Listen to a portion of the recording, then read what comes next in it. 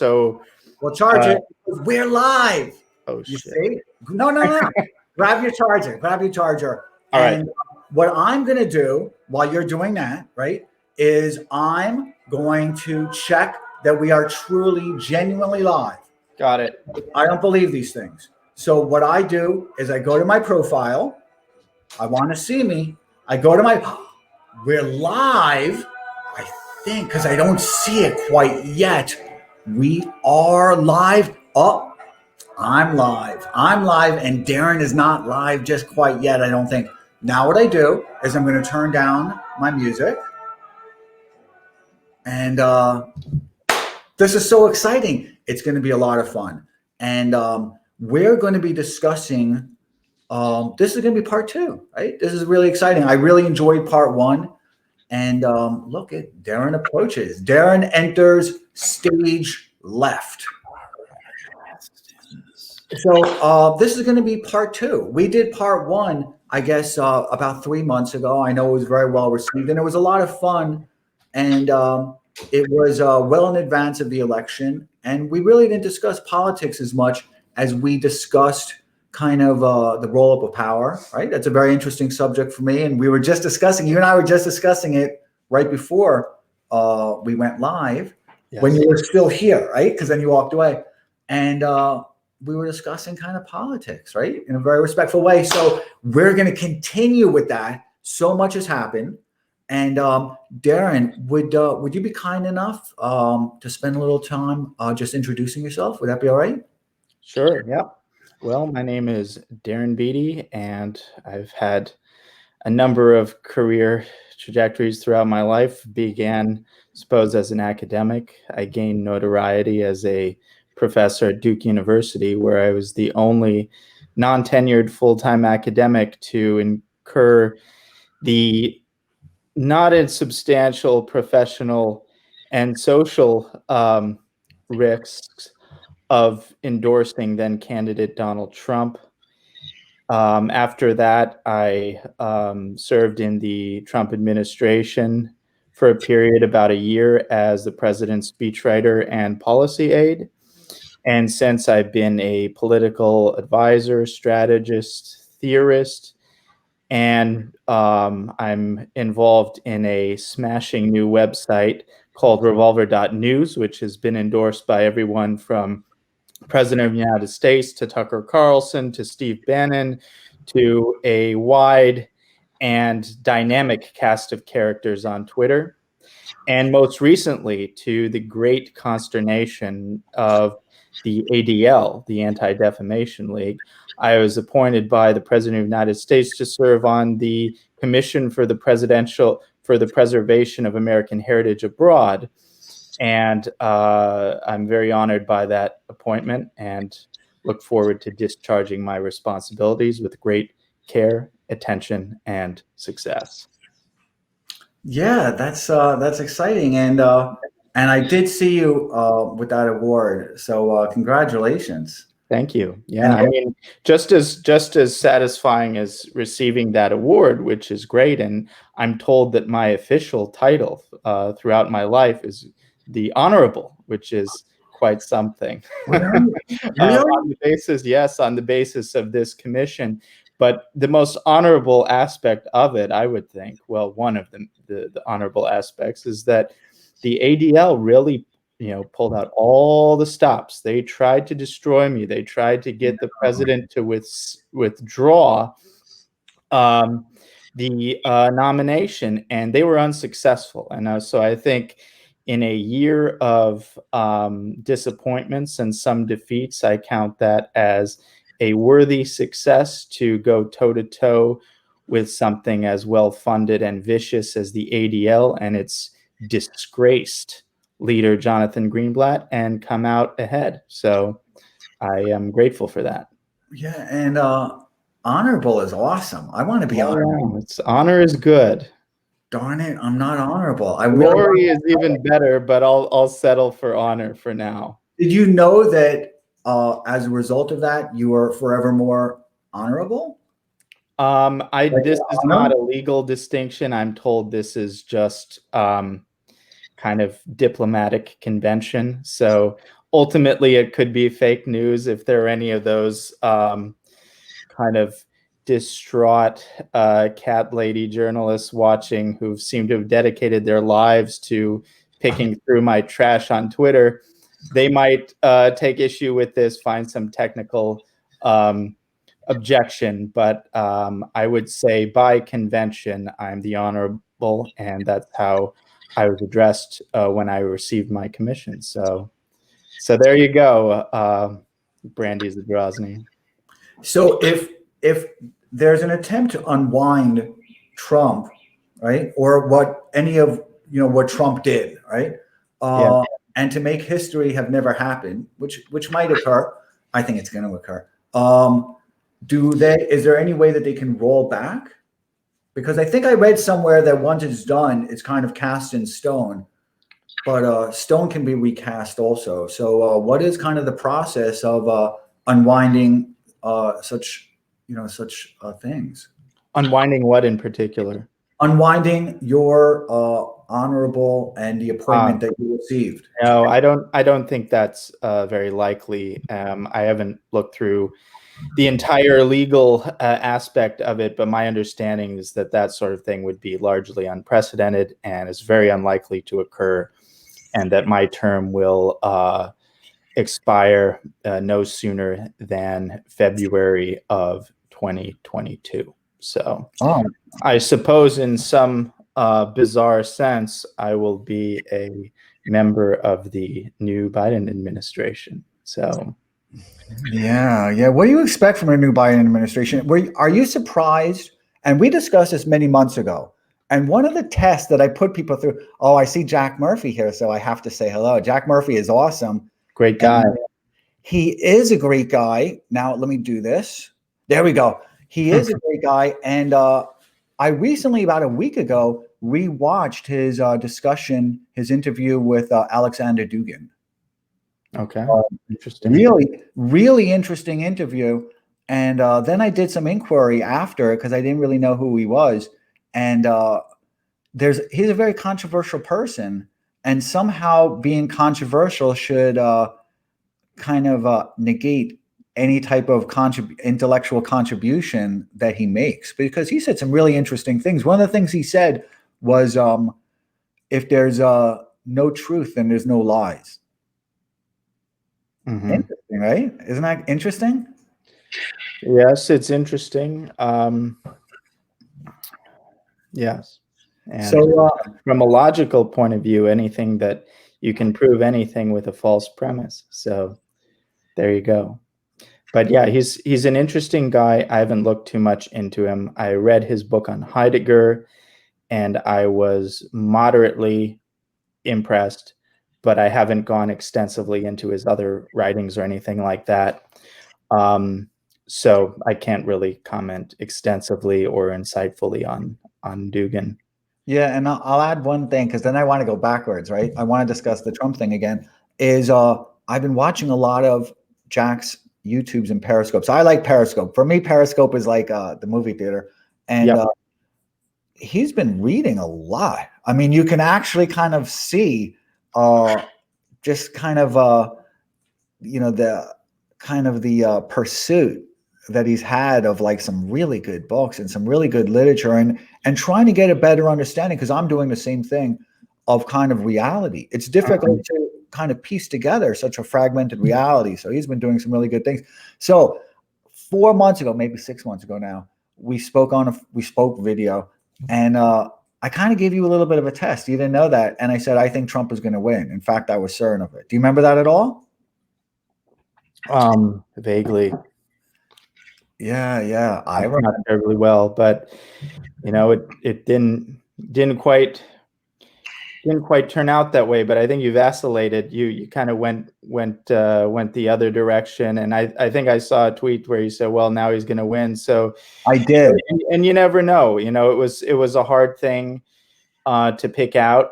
I always hope that he win, but sometimes the heart and the mind are not perfectly aligned, and this may have been kind of a situation like that. But he was up against quite a lot, and I mean, let's just get into the election of how really, there's so much to talk about, but really it was set up for failure from the beginning. It was set up for failure from the beginning. And I think what a lot of, I feel bad for the tens of millions of noble and patriotic Trump supporters who did everything they could to elect Donald Trump. And it's deeply frustrating to understand that the loss was in many respects baked into the cake. For instance, once they allowed massive mail-in voting, and it was a statewide failure in conjunction with a nationwide failure. The statewide failure was there are many states that just allowed this massive mail-in voting in an unprecedented degree. A lot of states dropped the ball. Georgia dropped the ball, among others. And just the Republican apparatus was so weak and stupid and fake. It was set up for failure from the beginning. And so by the time you had people jumping on to the Stop the Steal efforts, maybe, there's nothing wrong with a Hail Mary attempt, but at that point it was already largely fake and performative. And you just did not have the sign of a campaign that was serious, that intended to win, that acted like it intended to win, that was actually playing for keeps across all dimensions. And it's an incredible disservice to the great people of the country who deserved and expected better. And I think so you have to look at it at both dimensions, that Trump faced very difficult odds with the mail-in ballots. And it could be that if the campaign, and perhaps more importantly, the Republican Party and the official Republican Party of the respective states, if they had done a good and serious job, it could be that it was still, the rug would still be pulled out from under them. But we didn't even get to test that out. And so now I think with Trump having basically given a concession speech, people aren't going to like those terms, but that's effectively what it is. We owe it to ourselves now to reverse engineer in a sober and serious way what the actual bottlenecks are to power and progress. We need to understand power. We need to understand the nature of power. We need to understand what is fake, what is fictional, what is fantastic, what is a quote unquote LARP, and what is real. And I think there's this sentiment on many on the right, because we're facing incredible odds. We have every single powerful institution in this country against us. Going back to 2016, by the way, to Trump's great credit, he ran against the coordinated opposition of every single powerful institution in the Western world. They hated him. They hated the American people who voted for him, and that has not changed. And that includes, by the way, the Republican establishment. But we need to be sober about what that actually means in terms of an effective strategy going forward. And I think people are so worried about the wave of psychologically shattering demoralization that occurs when you soberly look at the situation that we're in, that they flee to this kind of world of delusion that ultimately offers no path to victory. It simply offers convenient dopamine hits. It doesn't offer real path to victory. Now, if I thought there was no ultimate path, then I wouldn't be as opposed to the delusional LARPing. But I do think there's a path. I think it's difficult. I think it's longer term. And I think it absolutely requires that we soberly address the true bottlenecks to power and separate what is real from what is fake. Okay, hold on. Let's go back, right? Yeah. Because I'm really interested in this. Did you think Trump was going to win? And did you think, or do you think Trump could have won? Well, my private view was pessimistic on that. I didn't think there was no chance. I would have, in private conversations, I vacillated between 25 and 40%. And of course, there's no point in demoralizing at the time. And so, just kind of you go with the heart and not necessarily with the head, or you just formulate things delicately in order not to demoralize Trump supporters. And the reason for that, the reasons for that were, structural in many respects. First of all, you look at how he performed in 2016, and then you say, is this a floor or a ceiling? And in many respects, I thought, we were dealing more with ceilings than with a floor. People forget how thin the margins were at those decisive states. They forget how thin the margins were in Michigan, in Pennsylvania.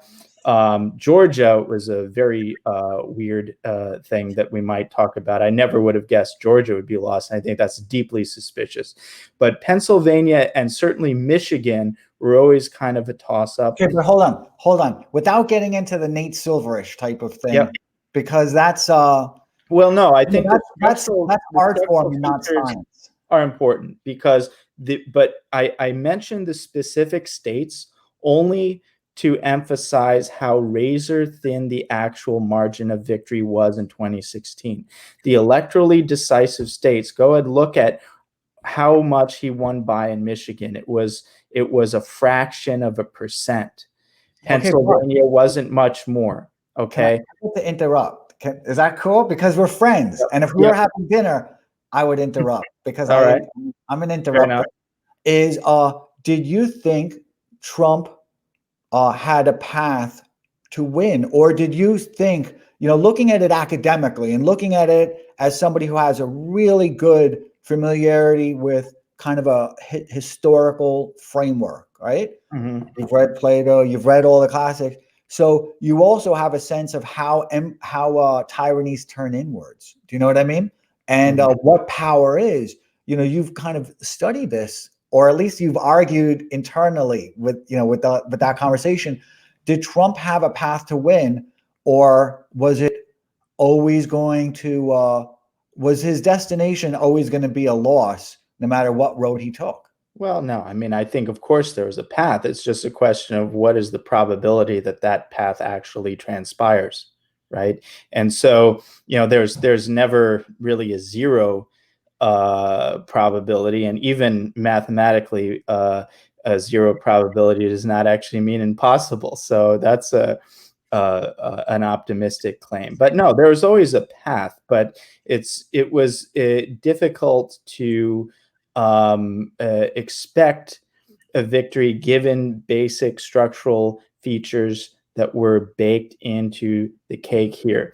And looking at 2016 more as a ceiling in terms of what the razor thin margins were, in terms of the age profile of his supporters, and I think largely in terms of the strategy that the campaign took. And this has become almost a kind of a cliched type of critique among many kind of in these circles. So I don't want to belabor it or overemphasize, but it is true that the kind of the Jared Kushner, but I don't even want to put it entirely on Kushner, but the approach of really making this criminal justice reform, this pandering to the African American demographic, and also pandering to these like base like Republican issues rather than kind of general populist issues. Okay, but let me ask you a question. What? Let me ask you a question. Yep. Let me ask you a question. And I would do the same thing because we're friends. I would do the same thing if we were having dinner, right? I might do it more elegantly. Like I might order more water from the wait staff, which gives me the opportunity to interrupt, and then I would kind of cut in because I'm smooth with that. Yeah, all trick. It works really good. And just like that trick where as soon as you get the check, your guest and you've agreed to kind of split it down the middle or however it's going to go, and your guest disappears, and now you're like pondering it. Right. They've done that to me a lot. And the wealthiest people too have done that to me. Somehow I wind up picking the tab on some of the wealthiest people ever, which is cool. It's fine. It's a metaphor. It's a metaphor for how the country functions. The middle class ends up picking up the tab, right? Yeah, yeah. Okay, so let me say this. I never thought Trump had a chance of winning, and I'm going to go back to my tweets. Right, is in 2016, I've been thinking about corporations becoming countries probably since around 2012, and maybe even before that, because I came out of Wall Street, and I always wondered what was going to happen when you can no longer kind of optimize your earnings in a humane and compassionate way. And then when I was a very large shareholder and when I founded companies and we went public, I saw the demands of Wall Street for sequential sequential improvements in earnings, even to the point where, you had to kind of check yourself and your own kind of peripheral people to make sure you didn't violate some type of ethical codes, right? Because it's really easy to do. It's a boiler room almost, right? And so I always wondered, after I had public companies and I saw the kind of outrageous demands, I wondered when we could no longer trim the fat, what happens next? So I did see kind of this occurring somewhat.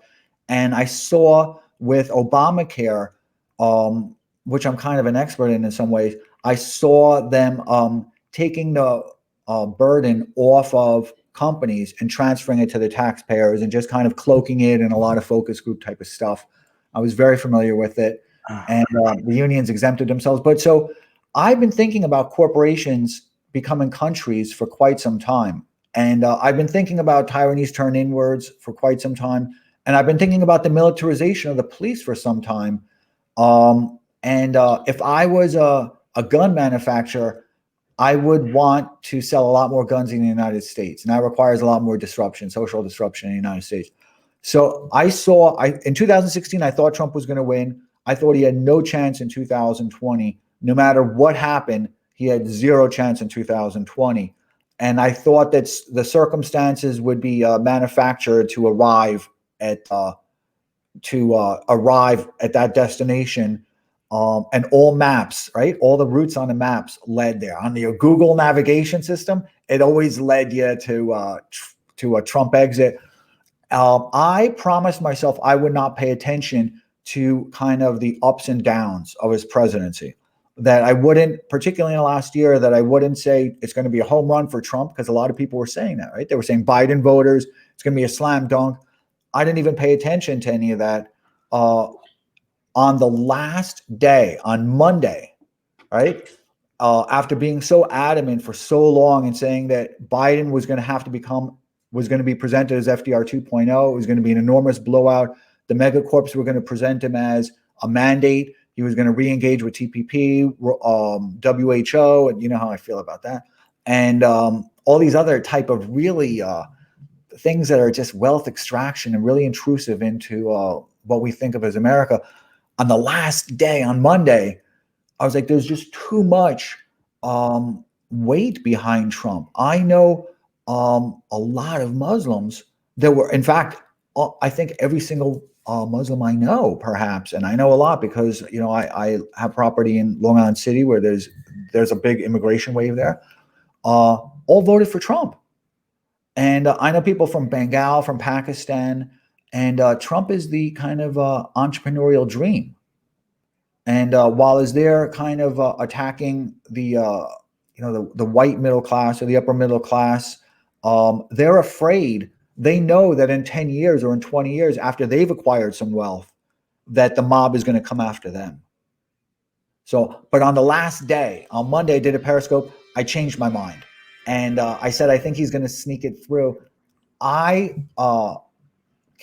was stunned, actually stunned, at the amount of moral corruption that I witnessed in order to allow, the Biden to win. Just the amount of people complicit in his winning. It's pretty shocking, isn't it?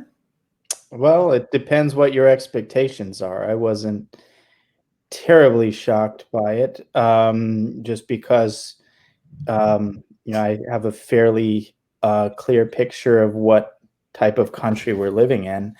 I think it might be interesting to further explore this notion of corporations as countries. I'd like to, get a better idea of what actually you mean by that, and And what more you get out of that heuristic rather is to say that, there's this kind of, I think, unproductive framework that exists at the retail level of politics that distinguishes and makes a lot of this distinction between the public and private sector, not really realizing that once you get high enough into the power structure, the very distinction between public and private kind of evaporates. And so what does it mean to say that the corporations are becoming countries? And one kind of a way to tease that out, and it's related to certain tweets that I sent out the other day. You sent out some awesome tweets in relation to Jack Ma, and that is everyone's saying, "Oh wow, look at this! The CCP is laying down the hammer on Jack Ma." In a way, that's true. That if that's the case, it's pretty brutal. But on the other hand, I think it's shocking to Americans simply to see a government, a state, exhibit real power over a corporate oligarch. That simply doesn't happen in the United States. In the United States, it is the corporations that call the shots and the lobbyists who write the laws, and it's the politicians who follow. And so there's something exotic and foreign about a head of a major company like Jack Ma was, who criticizes his government and, in a sense, by extension, his country, the power structure of the country, and they just crush him. So I'll give you a sense of that because it's really interesting. Hold on, I'm going to order some water first, and then I'm going to see how I did that. So I've got to also say there's a lot of questions here, and I want to be responsive to them. One of your tweets is one of my favorite tweets of all time, by the way. And it's going to make it into my chronicle. And at first I was kind of offended by it, right? And then I really thought about it. I was offended for like the first 30 seconds, but then I contemplated it, right? I had that internal dialogue and I was like, wow, this is a really powerful statement. It was some politician. I don't recall what her name is. Maybe, I don't know a lot of these people. Was it Marsha Blackburn's tweet about Winnie the Pooh? Yes, it was. And then what you said, okay, so it was Marsha saying something about how in China, it's a communist country and you can't criticize Winnie the Pooh. You can't criticize, you can't make any type of contrast or comparison between she and Winnie the Pooh. And you subtweeted it and you said, okay, I think you said something like, well, now do that with George Floyd. What was your exact tweet? No, I said exactly, now do George Floyd. And I introduced a joke that's very relevant to this. It's an old joke that, it's a Soviet and a German living under Nazi Germany. And the Soviet is just complaining about how horrible things are under Stalin. They have no rights. They can't criticize Stalin. In fact, anyone who criticized Stalin goes straight to the gulag. And then the German under Hitler says, oh, you poor guys in Germany, we have much more freedom. We can criticize Stalin all we want. That's awesome. And that's precisely, the problem with Blackburn's tweet is that, okay, yeah, in China, it's no newsflash that you can't criticize President Xi, but let's not pretend like it was a brilliant tweet.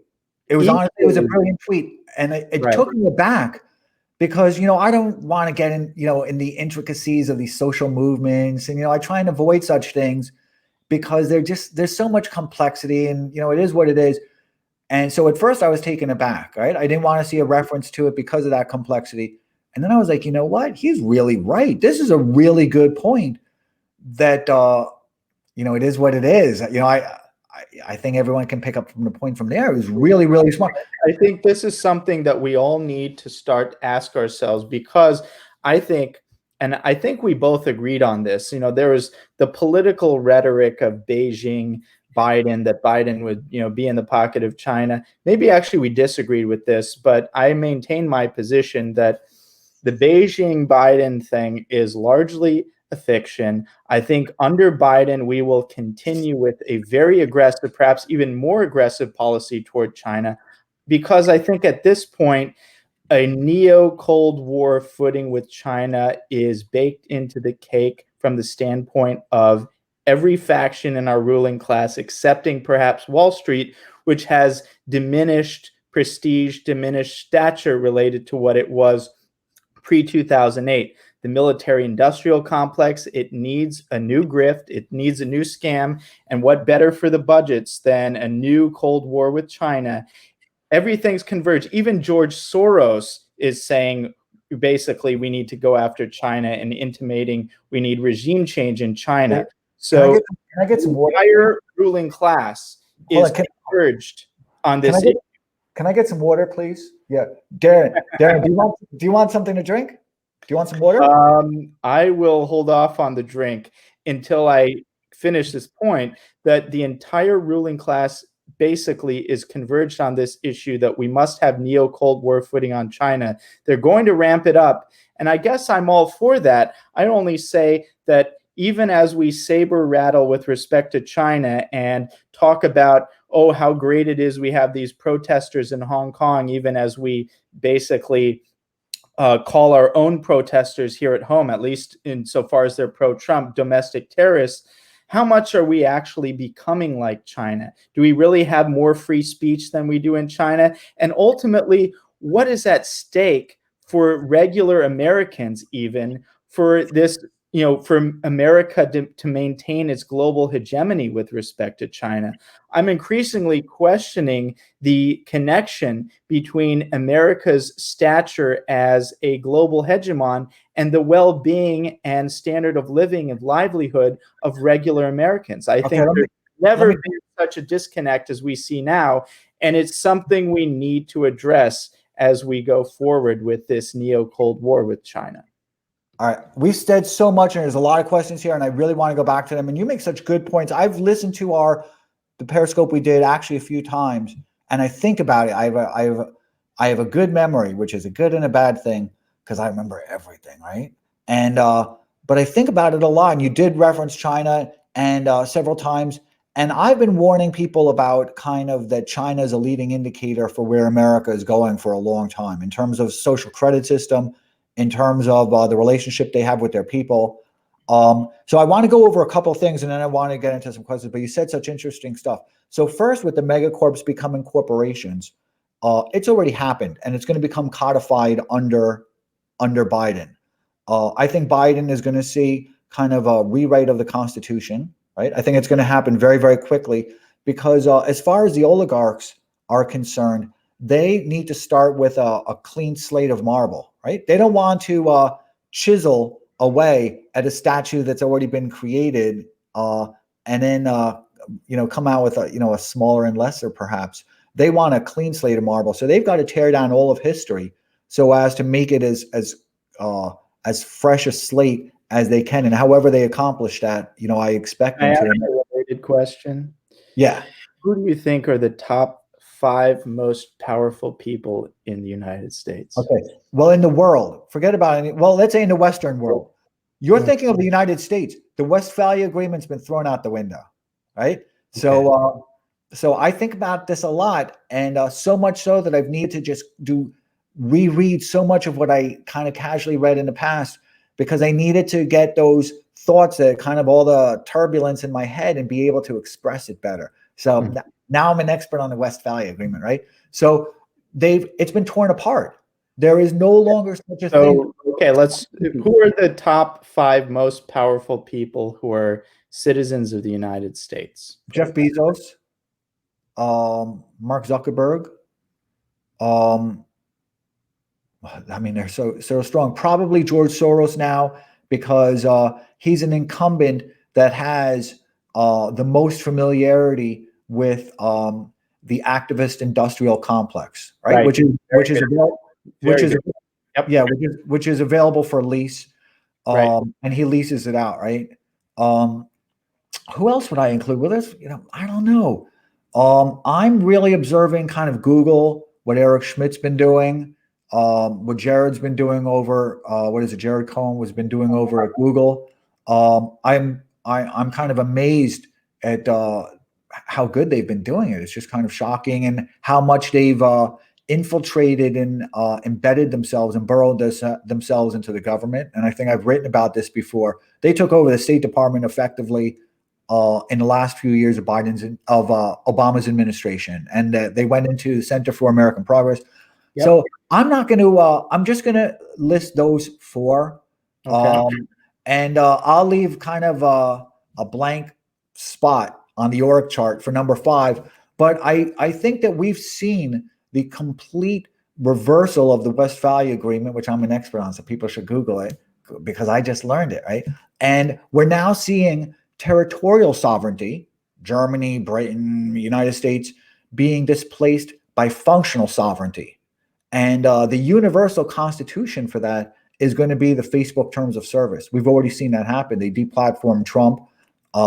They're definitely going to be kind of prosecuting his followers. I think they're going to leave Trump alone. I think they're going to prosecute his followers and take away all the legs of the stool and just leave him with a plank of wood, right? And we're seeing the terms of service having effectively displaced our Constitution. And this is not just in the United States. It's it's done, and we're going to see that codified under Biden. And I'm a liberal; everyone knows that. And here I am, all the things that I used to spend money to stop, such as the roll up of media empires because of the damage it would do. That was like I would get those emails, and I would send money, and I would bundle money for all those politicians, and how oligarchs could take over. I was sending money for that. How we have to end wars. I was spending a lot of money on that. And here we are, the liberals and progressives are celebrating Zuckerberg.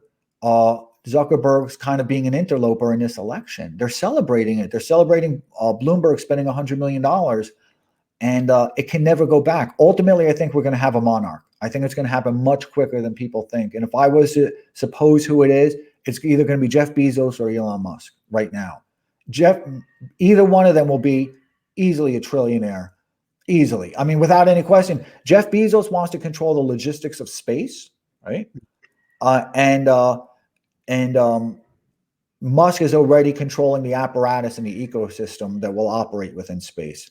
And we've got some questions here. So I will say with Ali, with let me ask you kind of a bizarre question, and I hope the viewers don't take it the wrong way. It's just a thought exercise to gauge, kind of what the nature of power is, and maybe it doesn't even conflict with what you're saying. Do you think that Jeff Bezos could go on live television, use the N-word, and still possess the kind of power that you describe? That's an interesting question. And if you can't, what is the actual nature of his power? Okay, so it's interesting. He controls the pipes, right? People think of Amazon as just, how they shop and kind of this monopsony. Well, now it's a monopsony, but before it was a monopoly, right? Mm-hmm.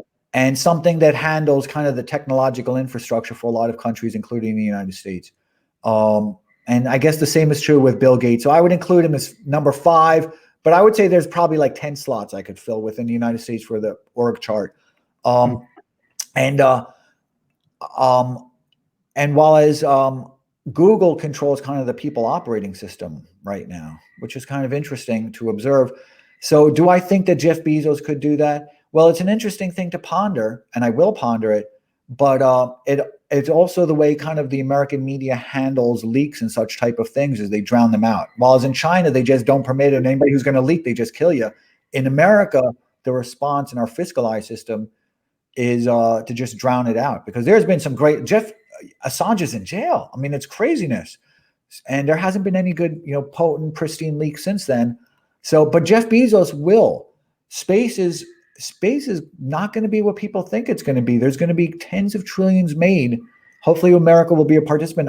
But so when you say America is diminishing its role, the America that is diminishing its role. The America that I foresee has won the world with China. They've won it. It's just that you think of America as this nostalgic type of thing because you've studied the founding documents and kind of what I think of as the artifacts, I'm not a nostalgic person. I'm not going to reminisce about something that was. I never read the Constitution. I don't like the direction. I wish we had less chaos.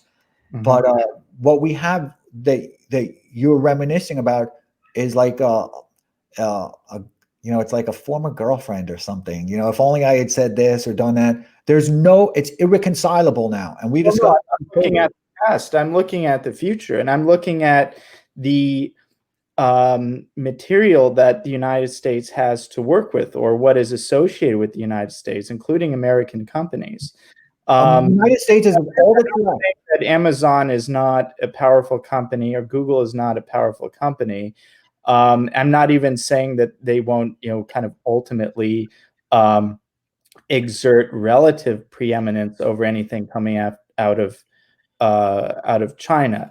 I do think, though, that the relative ability of the United States to project its power on the global stage is diminished. And I also think that's a good thing. I think as America becomes a tyranny, we're not really morally separated from China, at least at the regime level. I don't think the American regime is any better or any worse than China, or if it is, it's only slightly. It's no longer an American regime. This trajectory is not good. And so another kind of point that I've been pushing is the silver lining. If it's not a saving grace, it's at least a silver lining of multipolarity. And that is that so much of the poison that we see, the cultural poison that we see, is so inextricably connected now with the American regime and the American power structure, including the corporate power structure, that the relative diminution of America's prestige and status could actually be a good thing, insofar it actually creates an opening for an alternative. And at the very least, it means that the taboos enforced by the hammer of the American regime are not global taboos. In China, you can say some things that you could never say in the United States without getting destroyed, just like in the United States, you can tweet about Winnie the Pooh. That is the advantage of multipolarity, and why I think that increasingly it's a good thing for America's prestige on the global stage to diminish, because the people who control America are corrupt, dysfunctional, and Would you rather get paid? Would you rather your paycheck be in Amazon stock or in American currency? Well, I mean, it depends what. No, it doesn't depend. You asked me a question. You asked me a crazy question. I get to ask you a crazy question. Would you rather get paid in Amazon stock, which has gone from $400 to $2,500 and it wavers? So I'll just leave it there. In the last 4 years under Trump, would you rather get paid in Amazon stock or in the US dollar? It's a good question. Half and half. Okay. Which do you feel is more responsive to your kind of inquiries to it, to kind of the customer service, to mediation when it's required? The US government or Amazon or Google or eBay? I mean, I don't see a distinction of the sort that you're suggesting between the private sector on that level and the regime as such. I think, the image that your question, I think, means to invoke is the low IQ moron at the DMV office versus, the logistics people at Amazon and so forth. And that, the answer to that question is obvious. I think it gets more complicated, though, when you look ultimately at, what allows Amazon to subsist in the way it does.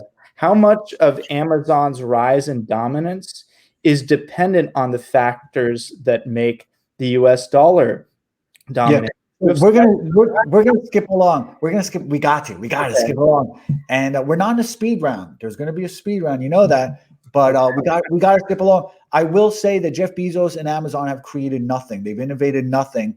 Their entire business model has been arbitrage on taxes, and their entire business model has been kind of extracting U.S. taxpayer assets and the world's taxpayer assets and converting it to its own balance sheet. So, but I like Elon Musk. Elon Musk is my guy. But so the real Bossman, thank you so much for being here. And it looks like the Washington Redskins, right? And is that the Raiders in your icon there? So the real Bossman, thank you for being here, says, hey, want your thoughts on Trump conceding today. Darren, that's all you. Well, I mean, I think it's an unfortunate end to it all, and I think that again, it's this issue of distinguishing fantasy from reality. And I'm not going to disparage or even criticize, what happened the other day. I think, given the nature of what the government is and what it's done to people, given the great crime against humanity of shutting down people's livelihoods, of beating them up, of subjecting them to this schizophrenic hell of, on the one hand, saying you're not allowed to go outside, and the other, oh, you're required to support these entirely fictional mass racial protests, of just what they subjected the country to over the past several months. I don't blame people for reacting the way they did. In fact, I think it's amazing that it was as subdued as it was. But I think it's unfortunate that many of those people, as patriotic as they were, most of them, were operating under a delusion. And that delusion is that they had effective, competent leadership to back them. They were going in with a serious mindset that we're going to take back the election and, by extension, take back the country. They were operating under the illusion that they had competent, real leadership, which they didn't. And in that respect, they're did you ever have that? Did you ever have that same delusion 2 years ago, 3 years ago, 6 years ago? Did you have a delusion of some type of I don't know, the GOP's got my back, or they've got some greater? No, I never had that delusion, but I was at least hopeful about Trump, and I don't think all of that hope was misplaced. I think I'm happy with him. Trump was a real phenomenon, especially in 2016. As I said, he ran against this serious, severe, and vigorous coordinated opposition of every single powerful institution in the country, including the Republican establishment. And I think one of the most disappointing features of his presidency was just how much he got played by the very Republican establishment that tried to destroy him, beginning with Reince Priebus, and then agreeing with Paul Ryan's legislative agenda, and then finally realizing that Paul Ryan wasn't on his side after Paul Ryan had already taken him for a ride. I've studied this, right? Because again, but here's the most surreal thing. I remember he was giving a speech and going off on Paul Ryan for Paul Ryan's thinly veiled subterfuge and sabotage, and in the very same speech, he went on to praise Mitch McConnell, a well-known enemy. It's like, how do you not learn? And that's I think about this stuff, Darren. I think about this stuff. A lot of people here know I'm keeping a chronicle of the fastest roll-up of power in history, right? And I've discussed this a lot. And I don't go on Twitter arguing about hydrochloroquine, and I don't go there either defending or attacking Trump or this or that. I'm just trying to be an observer to all of this. But again, I've had to take in a lot of philosophy and a lot of history because I never studied this before. And so for me, I've had to do kind of cram courses, and I've learned something, right? And it's just that when a new prince comes in, this is from Machiavelli, Discourse on Living, right? When a new prince comes in, they've got two choices.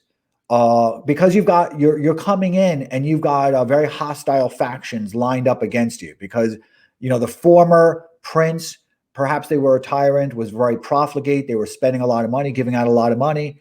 And now the new prince comes in, and they look at them as kind of a disruptor. And the new prince has two choices: either make friends with the nobles that are lined up against you and get them aligned with your interest, right? Or you've got to kill them. There's really just nothing in the middle. And I didn't understand that until recently, because I think I toss and turn about these things, and there really only is two choices, and the bureaucracy of the United States didn't permit either one. And sometimes you know, and I study this a lot, and I think people should read some of these books, and I always discuss them. It's just kind of interesting. So I don't think Trump really was given kind of an alternative. I don't think there was any way he could optimize his position beyond what he had. They really did a good job of cutting him off. And one of the ways they did that is they didn't allow him to spend money as profligate and just give it away as much as Biden will be doing, or as much as Obama. So you've got guys like Max Boot, and their paycheck just dried up, and they want to go back to the tyrant. So it's just kind of interesting. And so I'm going to be responsive to that now, Real Boss Man. We have a lot of questions here. So I thought Trump actually conceded 2 months ago, you know, right after the election. I think that his advisor should have told him 4 years ago that he was never going to win re-election. He should have blown up the spot. He should have started calling out pharma and the military-industrial complex while he had that platform too. But his advisors— the irony is he started governing with at least some degree of boldness only like after the election occurred. And so it was absurd. He is a salesperson that sold himself, because he never had a chance at re-election. He should have blown up the spot, and now they're not giving him an opportunity to blow up the spot. They just turned him off. He's not allowed to say, look, this guy's Mitch McConnell's a crook and Elaine Chao is— they turned him off partially because of this big tech problem. And, you know, it's, you know, I don't want to criticize too much, but I can't help but think, you know, wouldn't it have been nice if he had taken this problem seriously, you know, before? Then have a choice. You know, maybe they wouldn't have done that. Well, I've been within a big corporation. I've been within the top of a big corporation, and people don't understand how bureaucracy and how kind of little fiefdoms within these things operate.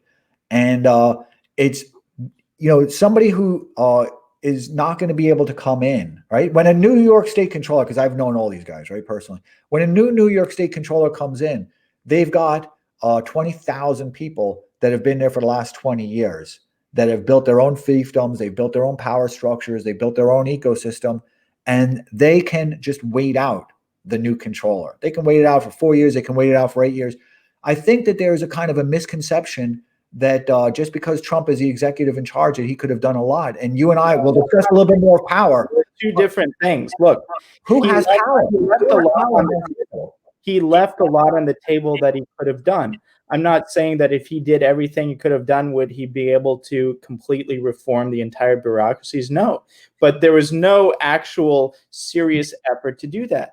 And I think it would have been nice, just counterfactually, to see what would have happened if from day one you installed people who understood the respective bureaucracies, who fired as many people as they could have, brought in new people, and maybe after 2 or 3 years, you might have a bureaucracy that there's never any chance of doing it. I don't buy that there's no chance. There might have been a small chance, but that's not an excuse for having done relatively. Okay, but if there was a small chance, that would mean that every single thing he did was optimal, right? And every single thing that his opponent did, or at least there was opportunities where his opponent was suboptimal. I'm saying it's a thought exercise to see what if he actually did not even optimal. I think he was about at 15% of what he could have done. What if he had done 90%? It's not, these are not binary. These are not binary. It's not completely reform everything in the bureaucracy or do nothing because it's hopeless and impossible. There are gradations of this, and it could have been a lot better, and that would have reverberations for the longer term. I did a Periscope with John Robb, right? And I thought it was great. And I asked John Robb about Trump's presidency and what Trump could have done or didn't do, if he was a disappointment or not a disappointment. And as you know, he's kind of a military tactician, right? He's not particularly a partisan type of person, right? Mm-hmm. And he said that Trump did exactly what he was there to do. He was a disruptor. What people wanted him to do was disrupt, and he disrupted. And unfortunately, they threw the disruptive kid out of the classroom, which happened to me. I used to get thrown out a lot because I didn't like French class. But his was a little bit more, I suppose, loud. So I saw a question here, and it was really interesting. And I'm going to be responsive to it first because I've been thinking about this too. I think a lot. So after yesterday, so Allison Rogers, thank you so much for being here. And I can't quite make out that picture, but it looks like maybe a palm tree. I hope someplace there's like a kitten in it because I love those things. So Allison Rogers, thank you so much for being here, says, after yesterday, do you think Ali was set up by the GOP establishment? I'm going to respond to that first. And I've listened to Cernovich, to his periscopes. I tell you, I watch him more than, I don't watch TV, and I certainly am kind of glued to Periscope lately. I think it's a great platform. So according to him, what he believes is he doesn't believe they were as much, he thinks they were Antifa. Many of them were Antifa because there weren't any Antifa protests going on at this big MAGA type of rally. So he thinks, or he's suggesting that that's kind of an indicator that they had already kind of infiltrated and they didn't want to have any visibility as being kind of an antagonist for this thing. So that's what Cernovich said. But he also said, right, because I want to reflect his comments accurately, he also said that he recognized a lot of those people. And he said that's why we've thrown these people out of his own type of, I don't know if he has rallies, but of his own type of meetups and his own type of kind of convening, right? He said he's recognized those people and he's thrown them out. And he also said one other thing, because he's an expert on this part, right? He said that perhaps there could have been more of a regimented screening of who those participants were going to be. And it could have been kind of divided up into sergeants. And I don't know how they kind of regimented, what Ali was doing. But I think Ali was set up. I saw this coming months ago. I was even reading lately about how the FBI kind of does this type of stuff. And unfortunately, they're not busy catching criminals like the Pulse shooter and this guy who blew up kind of a telephone type of thing. They're busy kind of setting us up, right? So, but I'm only speculating. I'm not a theorist of any type. Darren, what do you think? I don't know. I'm not familiar with what happened with Ali. Well, in terms of Ali was leading the Stop the Steal. Ali's a friend of mine. I've been very supportive of Stop the Steal. I think it's going to become very important because MAGA is effectively done, right? So the only mobilized force of dissent is going to be Stop the Steal, right? It was going to become something else. Stop the Steal was kind of the root Latin word, and the plan was it was going to become something else after they had time to build up an infrastructure and stuff and build up capacity. So they effectively, so what they did is so he had organized Stop the Steal. He was really the leader of it, and you did see how that went, right? And the narrative of it is pretty consistent. They were Trump protesters. So when this person Allison says, "Do you think he was set up?" They mean in terms of his complicity and culpability within the violence yesterday. So what do you think of that? I mean, I don't know I assume that he wasn't complicit. I haven't seen anything. I'm not in a position to comment on this because I don't know what he was doing, but I'm aware of him. I'm disposed to like him. I can't comment on that. You would like him. You know why I know you'd like him? Because you and I have said the same things, and I've discussed it with Ali as well. I didn't care if Loeffler won. In fact, I prefer she lost because she was a palooka. She was there to take a dive in the second round, and right. Well, that's an interesting. So this bit about the constant extortion against American patriots that's leveled against them by the GOP, and this is why I think we are moving from a persuasion to a coercion model in some degree. I do think it's interesting how this transition is going to occur because I think unlike China, I think we're basically a tyranny like China is, but unlike China, we require the illusion of being a free society far more than Chinese do. The super weapon of the American regime is not its nukes, it's not the Amazon supply chain. The super weapon of the American regime is its vast propaganda apparatus. And that's why through Revolver.NEWS, I've drawn attention to a truly evil organization called the National Endowment for Democracy, which is the propaganda arm of the American regime, which has attacked Trump, it's attacked populism, and its sister organization, Bellingcat, was just on Twitter today trying to dox and expose and destroy the people who were involved in the protests the other day. But the super weapon of the American regime is its propaganda machine that is able to a large degree to simply create reality for its inhabitants, create narratives for its inhabitants.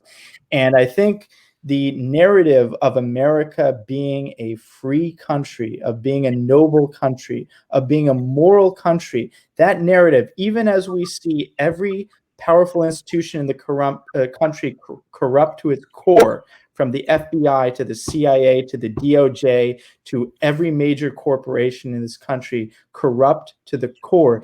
Even as you see that, Americans require this myth that the American regime is a noble country. If that myth evaporates as we move from this persuasion to coercion model, I think that could be profoundly disruptive. It's not precedented for the American people. And I think it's a very delicate type of transition to be made, actually. And I think it's actually a difficulty for the power structure to navigate that transition.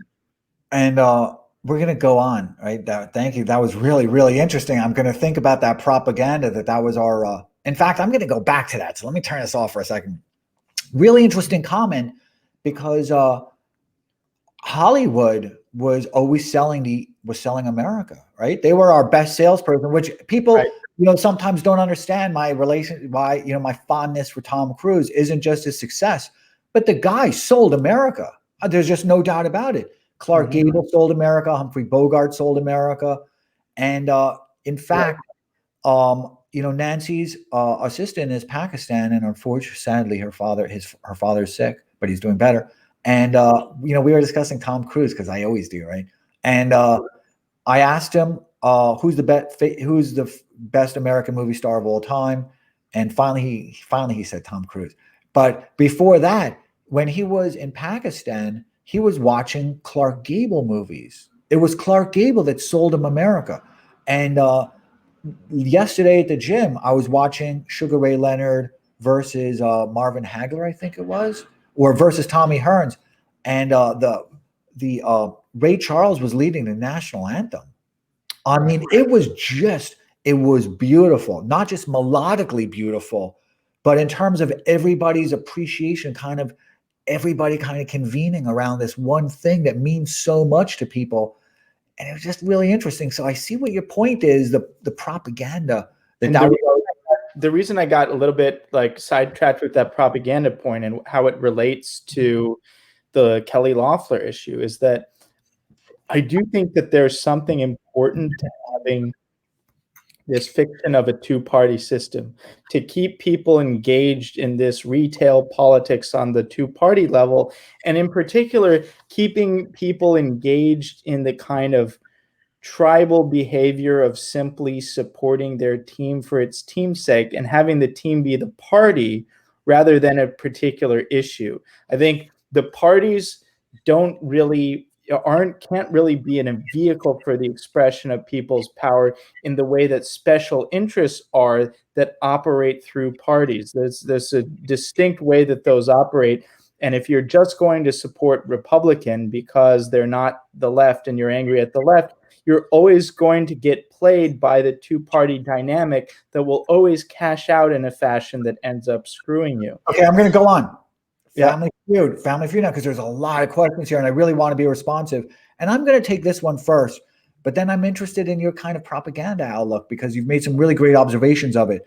So Beansy Gata, thank you so much for joining us. And is that your picture, or is that an actor? Because whoever it is looks cool. Says, will the rest of the world turn their back on China, or just the Biden administration? I've covered this a lot in the investor series. I did something with Leyland Miller, who founded China Beige book, about this. as a lot of people know, I'm a specialist on certain elements and aspects of China. I've also had the same conversation with the heads of Intel of 2 different countries, because my insight's been pretty spot on, and they know my relationship to certain economic things within China and the US, and they have very opaque loans, so I've done a lot of forensics on them. And I don't think I think that Biden was the best thing that ever could have happened to China. I really do. And I certainly value what Darren said. I'm going to have to contemplate how it can now become kind of like this special purpose vehicle for the military industrial complex to bundle some money. I mean, he's that's Darren, and I'm going to have to contemplate that, right? But the investment deal that China just did, the Chinese Communist Party just did with Europe, is horrific. I can't even tell you that. If you read my thread that I wrote about what Chinese Communist Party did within Bolivia, there's other things I didn't write about it. And one of the demands of China is that their contracts are single source contracts. One of the demands are that the labor is China, and that they don't have any requirement to use indigenous labor. And one of the other demands is that all the labor that they bring over from China must immediately become citizens and are entitled to all the benefits. And that's very socially disruptive. So, Darren, what's your thought? Oh, there you go. No, I don't think the world's going to turn back on China at all. Quite the opposite. I think China has made substantial inroads into Africa, at least compared to the United States. I think you're seeing that happen in Europe. And frankly, and again, like let me draw an analogy between Kelly Loeffler and how I'm beginning to think about geopolitics, and that is, you have patriotic American voters who are not represented by the Republican establishment that purports to represent them, who says, "Oh, we're the lesser of 2 evils. Just do what we say. We'll continue to screw you over. We'll continue to allow your freedoms to be taken away. Forget that." And the way that functions is the way I think that the American regime functions now on the geopolitical stage. Namely, if you can make an argument, why support the Republican establishment when it does nothing for you? Why root for the American regime on the global stage? How much does that actually translate to the?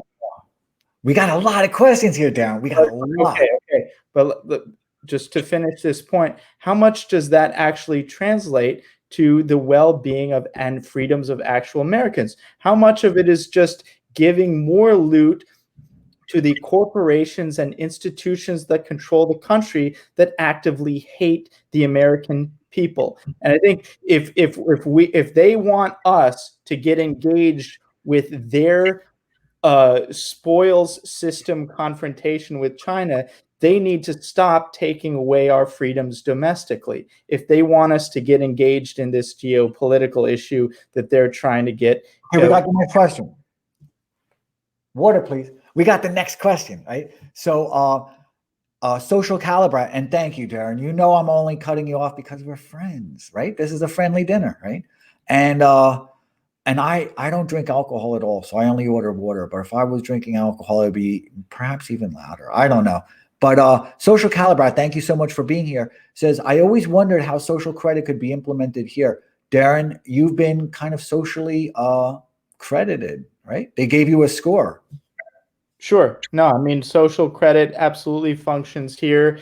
And it functions in an overt way. It functions in a kind of more subtle way. But absolutely, if you violate the dictates of political correctness, which is basically this, the religion of the American regime at this point, you will be subject to punishments that make it more difficult to earn a livelihood, that make it more difficult to just enjoy the basic conveniences of life, which are increasingly integrated with these companies that you're talking about. So I think it's absolutely, it functions slightly differently from how it works in China, but there absolutely is a de facto social credit system in the United States. So in China, I'm sorry, I talked over you. No, And no, I didn't mean to that time. no, fine. In China, basically, it's a different people operating system, and all the tech companies there, which have been just as the American companies here, kind of take over the government, right? And they just preserve the facade, right? You've made that point. In China, the CCP infiltrates the tech companies and just kind of preserves their facade, their functional facade, but it's really kind of a money laundering scheme. And there's a lot of things, and it's complex. So I don't really want to get into it too much here. But so in America, in China, there's one central repository for all that information. For everything about Darren in China, there would be one central repository that the government manages. And in America, one of the significant differences is that it's kind of surveillance capitalism. So Facebook has their kind of information. They each have this proprietary information. So there is that kind of difference. Also in China, there is a definition of a good citizen. America has never had a definition of what a good citizen is until now. Right now, it seems that there is a definition of a good citizen, so they can start being the corporate powers can start being malicious and very coercive in their tactics to force everybody into that good citizenship box. Right. Yep. I think it's a very effective mechanism of social control, and it's yet another dimension along which the US is converging with China, at least on this moral freedom dimension. And there's really, very little moral high ground with which we can prosecute this new Cold War with China that really has to do more with preserving the loot system for ruling class factions that hate the American people rather than anything materially beneficial to the actual American people. So earlier you asked me to name the 5 most powerful people in the United States, right? And it turned out there were 7 just off the top of my head. So that was the org chart, right? And eventually they're all going to compete for who's there can only be one, right? Like Highlander. But first they have to clean up the plebs. And I think they look at the plebs. I think they look at humanity as a startup, as a flawed business model, and they want to tweak it, and that's got a lot of cruelty to it. But I will say, so before you asked about the most powerful people, but you've actually answered that question. You said it was going to be kind of a bizarre question, but you've actually answered your own bizarre question with a very rational answer, because the judiciary has not been prosecuting these people, the Trump people particularly. It's been the tech companies. They've displaced our judiciary. They've displaced our legislative branches. Mm-hmm. They just haven't announced it yet. Everyone's waiting in America for for Facebook just to announce themselves as kind of the ruler. It's not going to happen that way. They don't need to. So here I want to go to Lex Yusi. Thank you so much for being here. Says our leaders act like they want a feudal society. I'll answer that first because it's quick. They do want a feudal society. 100%. They do. They want to. They want to rule lord-like over their little regions, right? It's they want to be the princes. Darren, what do you think? Yes, I mean, I think that's fairly uncontroversial at this point. They want feudal society. And it's one of those things that, feudal society can mean many things. It's not necessarily the structure of society that I advocate, but I don't think simply describing the game plan as wanting a feudal society is, I don't think it fully does justice to the evil and ugliness of what's going on. I think if you look at this religion of political correctness, which celebrates ugliness in all, it really, there's nothing redeeming about it. You could have an elite that wants a feudal society that has a kind of elevated sensibility, that has a sense for good art, that has a sense for nobility, that has a sense for glory and great achievements, instead of this just technocratic, soulless nerd like Jeff Bezos. And let me finish this. And so the real toxicity of this system is not even the inequity of it, or the fact that it's not egalitarian, or even necessarily the fact that most people will be disenfranchised and immiserated. Is that there's no redeeming greatness and beauty on the other side. You have corrupt, ugly, and completely unworthy people at the top. And that is really the most disgraceful feature of what's going on. And so just to say that it's a feudal society doesn't capture that central Yeah, of yeah, our ruling class. yeah. I've been thinking about this a lot also, and you're right. I mean, you said it a little bit more eloquently than I would have. But our elites suck. They're not preserving. They're not preserving culture. They're not preserving language, and they're kind of stupid, right? Because Mitt Romney is not his dad or his dad's dad. Absolutely. And the thing is that, there are a lot of these theories about what is the vehicle to which we get to feudal society. Well, one way you can kind of deconstruct a society and rearrange its power structure is to support movements and really cultural trends that disintegrate society. And that involves inversion of values. It involves promoting trends that make it harder to have a family, and therefore you have a more atomized and vulnerable population. But then at a certain point, the means to create power become an end in itself. You sell yourself, as you said, the salesmen sell themselves, and all of a sudden there's this dominant culture that is this poison that is so inextricably and deeply connected to the American power structure and the American regime, to the point that the expression of American power overseas is precisely to force this very same poison down unwitting tribesman's throat, and that's really where we are now. And I think it's a sort of dystopia that's unprecedented in its scope and in its ugliness. So you're like that. I've been watching a lot of fights lately because I'm trying to get back in shape. I am in good shape, and going to the gym a lot. That's an amazing.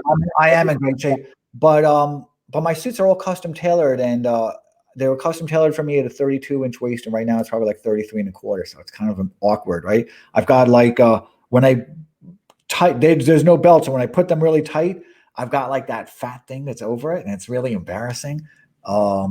It's kind of like whatever. But in any event, so I've been watching a lot of like old legendary fights like Hearns and Hagler and Sugar Ray and Muhammad Ali. And like Hearns would always hit you after the bell. And Evander Holyfield would always use his head. That's you. You're like Evander Holyfield. You're headbutting me. It's awesome.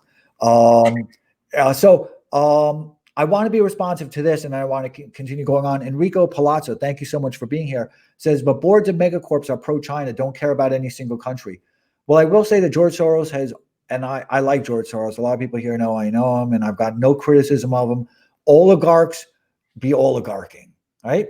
And but I will say that he's always been very pro-China.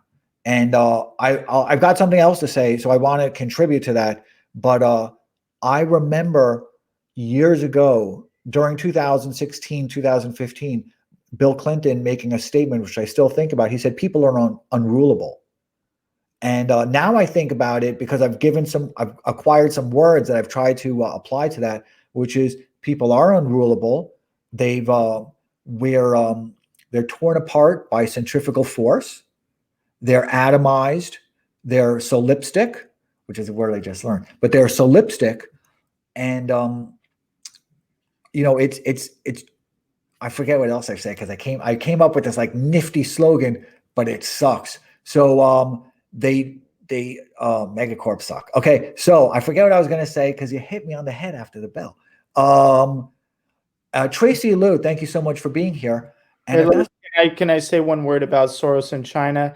Looking at all of your viewers should look at this to get an indication of what I'm saying. I'm saying that the total West, the Anglo power structure, and George Soros's fortune and standing is very much integrated into the Anglo power structure. The entire Anglo power structure, but principally the United States, is geared up for a Cold War footing with respect to China. And George Soros, the paradigmatic globalist, recently came out with very negative statements about China. He says the US should not work closely with China on the coronavirus. Europe must recognize China for what it is. George Soros rips Trump and President Xi. So George Soros becoming a China hawk, I think, is really illustrates my thesis that there's a definitive convergence across all of the ruling class of the United States that, yes, they've used China to accumulate a lot of wealth off the backs of the American middle class. But now that they've accumulated all that wealth and in the process have helped to subsidize the growth of China into a serious competitor, wait a second, into a serious competitor, now the imperative is to preserve their loot against this rising geopolitical competitor, and that means neo-Cold War footing. And every single element of the American ruling class that matters is on board with this new posture. You hit me in the head several times. You knocked me out. That's awesome. You're awesome. But we have a lot of questions, and I got to get to them. So Tracy Lou, thank you so much for being here. And I'm not sure if that's the same Tracy. Tracy follows, and I just bought your book, so I'm really excited about it. She asked, why does Darren say the UK is the most evil and ugly society on earth? That's a great question. And I think it largely, like, part of it is what the UK really should represent. It is sort of the parent of the United States in many ways. It has a noble history. It has incredibly impressive achievements across a number of dimensions in the cultural domain, scientific and otherwise.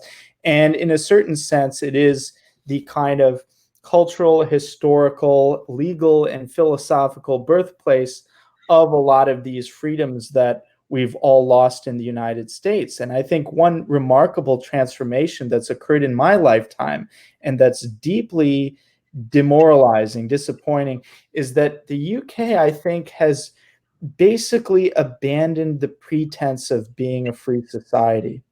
And it's what I was getting to earlier, is that Americans more so than Chinese require this self-conception of being a free society.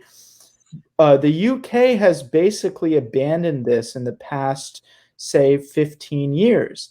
And all of the poisonous things that infect the United States exist in the UK and seem to exist at a more intense level, absent some of the partially redeeming characteristics of the United States. And so I think that it really is the kind of epicenter on a cultural and sociological level of Anglophone corruption, decay, and degeneracy. That was awesome. So the real boss man, hey, I remember you. So from like an hour ago, right? Elon Musk, the richest man in the world. What's your thoughts on him? Everyone knows I'm a big Elon Musk fan. The next investor series I'm going to do is all about Space Force. Everyone's going to love it. And it's all about Space Force. It's all about the tech infrastructure that Space Force needs. And Elon Musk innovates. He is our Thomas Edison. He genuinely is. He's our Leonardo da Vinci. He is one of the greatest people in history, and I appreciate him. It doesn't bother me to say that, and I don't look for any type of scandals. I don't do retrospectives on his life and look at solar companies. You mark people to the market, and you say, who are the people that are doing great things, that are creating jobs for Americans, that are innovating, and that are leading people to space.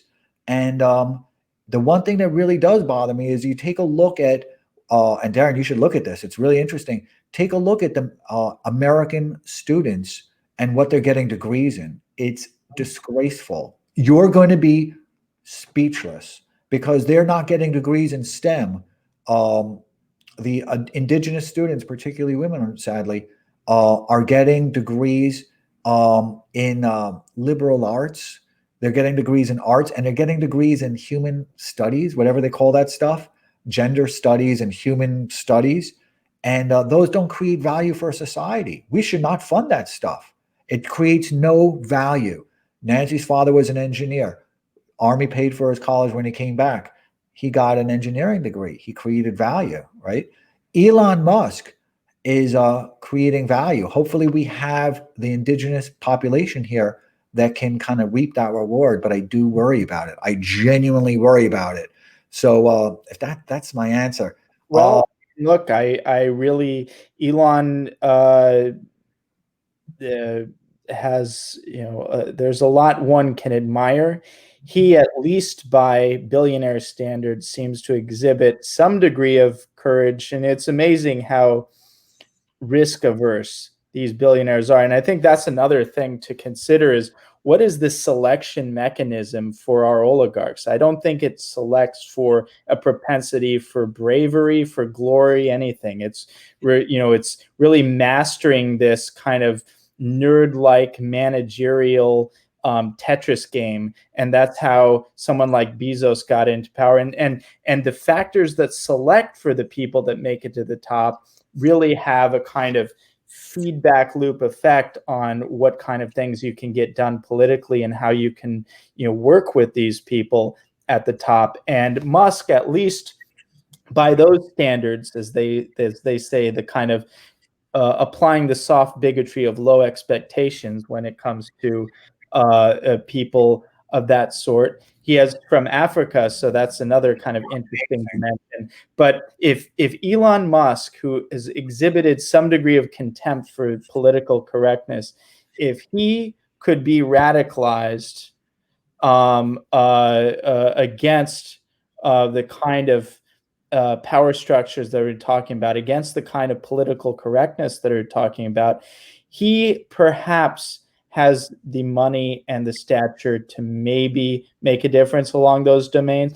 If I had to guess, if Elon Musk started, being real right wing, I think the system could and would destroy him. Oh yeah, definitely. We would definitely do that. Gives you a sense of what where the power actually is, because if even Elon Musk couldn't embrace right wing positions publicly without getting destroyed, I mean, that does say something about the limitations of this kind of so-called oligarch's power as the richest man in the world.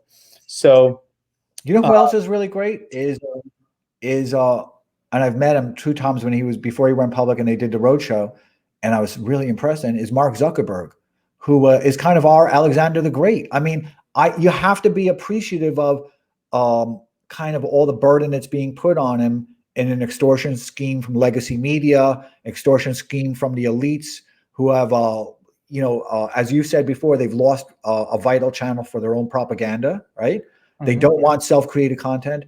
And Facebook has changed the world. I mean, it just tore away, everything.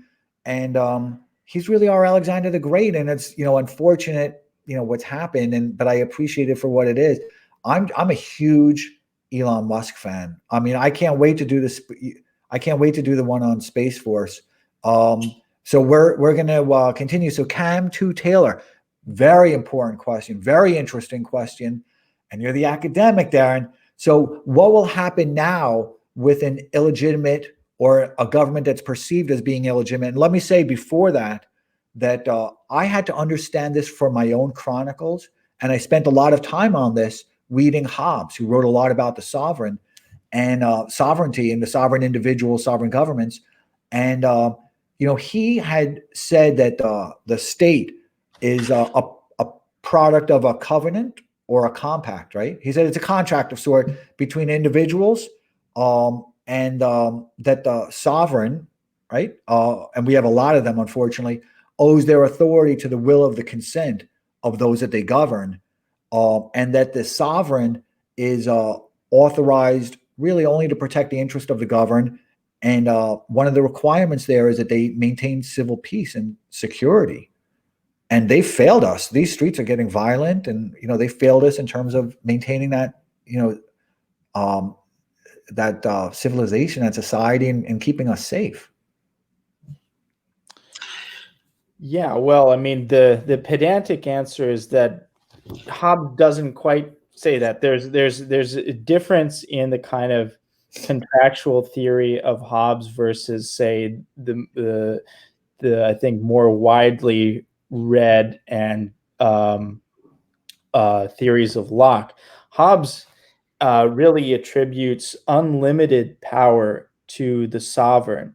And in fact, the subjects don't even make a contract with the sovereign. They simply make a contract amongst themselves to agree to serve the same sovereign. And the sovereign actually has no real obligations to the subjects. Hobbes tries to steer them in the direction of good governments, but really Hobbes was operating from a position of fear. And in fact, it's really the fear of violent death that drives Hobbes's political theory, that the purpose of a political society is to avoid bloody anarchy.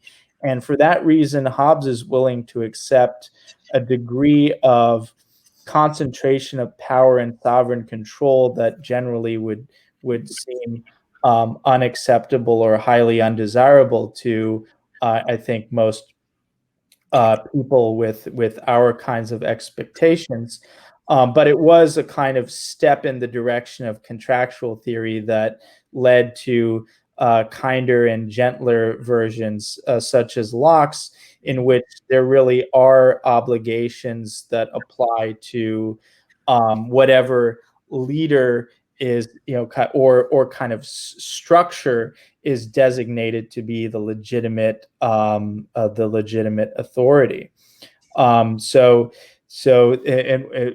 Hobbes was very much against distributed power. He wanted all power concentrated in one place, in one sovereign, and was deeply concerned by any system where you had sort of multiple fiefdoms or multiple centers of power, because that could lead to violence. And his old political theory is trying to avoid violence, the so-called summum malum, the great evil of violence. So that's more of a you just made me like, now I'm having to rip it out of my head. Do you know what you just did to my head? So let me add, and that was brilliant. I really, really appreciate that, because I'm certainly not insisting. But it gets to this thing of, constructing a political theory around what one wants to avoid. And, you're a master salesman and therefore a master psychologist, and you might agree with this insight. I think one real way to get a sense of who someone is to look at what they're running away from. Some people who are deeply motivated by money, for instance, they're running away from their impoverished childhood, and that's able to drive them and provide a sense of motivation that most people would find unusual. And there are different types of motivation, and it in many ways comes from a place of misfortune, something that they're running away from. And similarly, on a kind of political dimension, what Hobbes was trying to run away from was bloody anarchy, and he was willing to accept basically any kind of government, no matter what its abuses, so long as it didn't provide bloody anarchy. And so there might be some kind of no. We'll have another discussion about it, just you and me, because I'm really interested. Because I concede that I concede kind of the domain of my own ignorance, right? So I'm trying to learn these things. But Cam 2 Taylor asked such an important question about what happens now with a government that's perceived as being illegitimate. That's a real problem.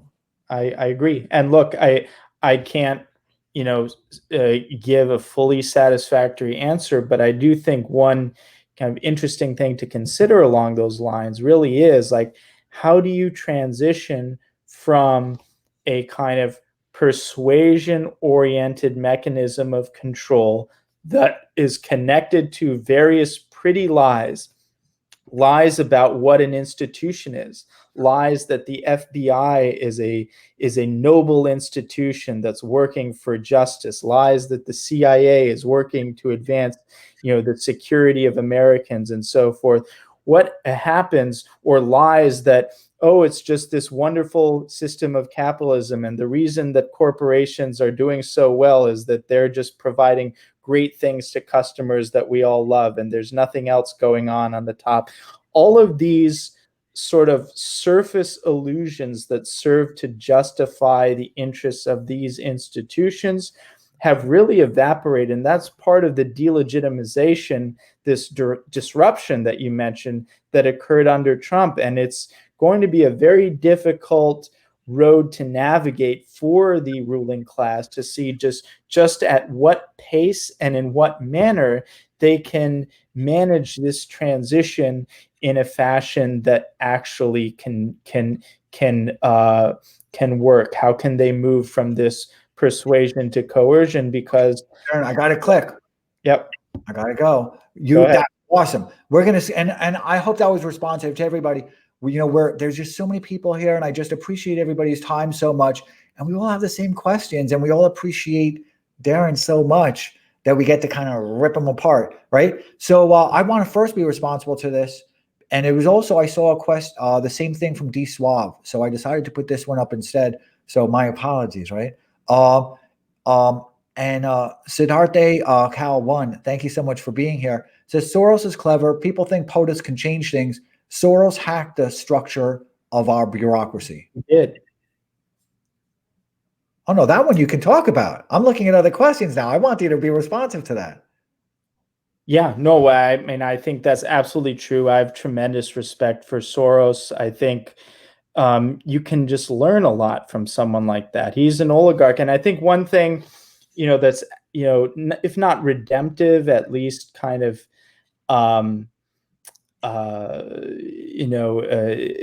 partially acceptable about him is that he is a worthy competitor. He's someone who is actually serious, and he has depth, and he really is an oligarch in the truest sense. And I think you can learn so much by reverse engineering everything that he's done. And you mentioned something very important called, what did you call it? The activist complex, the industrial activist complex. Right. And he's really created this. And there's this whole infrastructure that exists with interconnections between civil society groups and government and on the ground kind of activists and the media that he's created, that he's able to leverage through his control of NGOs, of State Department, and his political allies. This whole kind of ecosystem and how it functions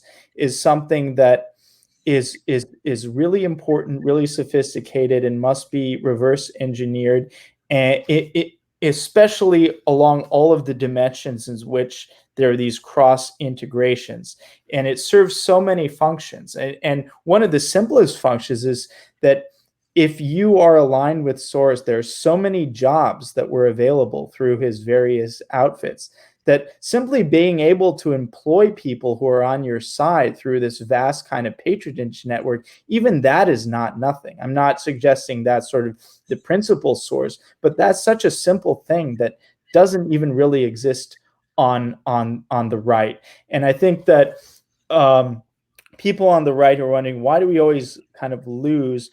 Well, the first step is really reverse engineering what Soros has done with his various networks and how they function. And they're deeply integrated into these Atlanticist NGOs that I've described, like the National Endowment for Democracy, the Atlantic Council, and so forth, which is in turn connected to the State Department and various other government groups. So understanding the linkages between those institutions is very important, and it's worthy of tremendous. So when you think of these things, do you I don't think, I try and think of these things as kind of living organisms, right? So I try not, it's not like when I think of Soros, and I like Soros, by the way, but I don't think of him as evil or good. I just think of him as kind of like, if it's a living organism, I think about him maybe as a kidney or something, it takes up room in my body, but I really like it there. So, but again, I just look at these things as a living organism. There's a lot of complexity to these things, right? Is when you think of these things, Do you think of them in terms of evil, or how? Or I don't want to say Soros is evil because none of us are going to agree. Hopefully, that he's an evil person, complex person, right? He's a proxy for the government. But do you think of these people as kind of their intentions are pernicious and malicious? How do you kind of think of people like Soros, and I would even include probably Paul Singer within that, or the Kochs, or just kind of that whole apparatus of the oligarchs? Well, I think no, it would diminish. No, let's put it this way: no great villain would think of himself as being evil. I don't think you can be a great villain if you think of yourself as being evil, because I think that's a very How do limited. you think of them? I'm very interested in when you think of Soros, and I know there's been a lot of writing about it in Revolver.NEWS, and I remember Revolver when I was telling everyone that they got to check it out because it's going to grow, and you guys are doing fantastic things, really some brilliant stuff. Some of your stuff is actually in my Chronicle, right? I had to download. You seen our interview with Julian Assange's fiance? I did. I did. So the thing I'm very interested in is, how do you kind of build your mental model of someone like Soros? Do you give him some type of attributes in terms of a personality, or properties in terms of intentions, good or evil? Or how do you kind of think of these things? Well, I mean, I think that he represents a power structure that has been, I think, pernicious, and it's not so much. I think there is a moral dimension, and I think Soros is responsible for great evil. And I wouldn't hesitate to call him evil, but I wouldn't reduce him. I wouldn't reduce him to evil, but I would call him evil because he has promoted precisely those disruptive mechanism that ruin the capacity for a healthy and functioning But society. there has to be a cruelty just in governing, right? And Right. And so I don't simply, I understand that anyone, in order to govern, will have to take certain measures that an ordinary person would consider perhaps morally questionable. I'm not someone who has this pristine view that power can be innocent, but I think power has to be judged in relation to its net effects. And I do not think that the net effects of what Soros has been promoting have been positive. And I think you could look at it from his point of view as to what exactly is he, running away from, what is his underlying psychology. But ultimately, I find that less interesting than his sophistication in terms of the apparatus that he was able to build, which I admire. I admire his willingness and capability to play for keeps, as does Paul Singer. And you see anyone on our side willing or able to play for keeps. And I think that that needs to be changed. But I do think ultimately you have to judge Soros by the fact that he's associated with a power structure and the promotion of a culture and a society that is essentially ugly. It is an ugliness that he's promoted in the world, and he's simply responsible for that, and that is evil.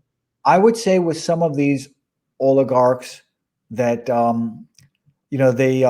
they don't have kind of the Medici type of Florence, their love of their Florence people. They don't have the common good. They don't have that love of their own people, and they just have the cruelty, right? So they have the cruelty that's essential for a great ruler, but they don't know even how to be good. So I don't think their cruelty is kind of well used, and we've discussed that in terms of Well, coronavirus. exactly. I think that's well put. And cruelty can be necessary for great things. Cruelty can be, or at least destruction can be necessary for great things. Cruelty suggests an element of excess that may or may not be necessary, but certainly you need to, as they say, break eggs to make an omelet, but I judge Soros by the omelet. And the omelet is disgusting and rotten. Well, so it's going to be interesting. You and I were discussing right before this, and a lot of us, you're young, you're 35, I'm 54. So a lot of us that are older than you remember all the lies that we were told to get into Iraq, to get into Afghanistan, and we're still there. And I remember the war on drugs, the war on hunger. I just remember so many wars, the wars on, that I knew COVID was just going to be kind of an endless war on sickness, right? And I knew it was never going to end.